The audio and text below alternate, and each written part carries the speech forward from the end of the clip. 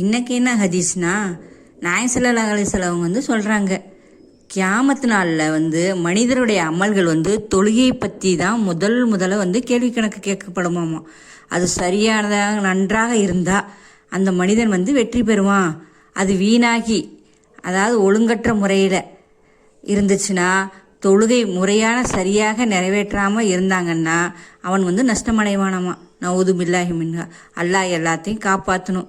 மேலும் அவனுடைய ஃபர்து தொழுகையில் குறை காணப்பட்டா அவனிடம் ஏதாவது நஃபில் தொழுகை ஏதாவது இருக்குதா அப்படின்னு பார்க்கும்படி அல்லாஹ் கட்டளையிடுவானாமா.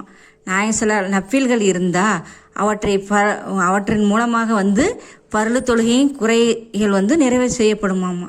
இவ்வாறே அவனுடைய மற்ற அமல்கள், அதாவது நோன்பு, ஜக்காத்து போன்ற அமல்களும் கணக்கு பார்க்கப்படும் அப்படின்னு சொல்லியிருக்காங்க. இதை அறிவித்தவங்க யார் அப்படின்னா, ஹஜ்ரத் அபூ ஹுரைரா ரலியல்லாஹு அன்ஹு.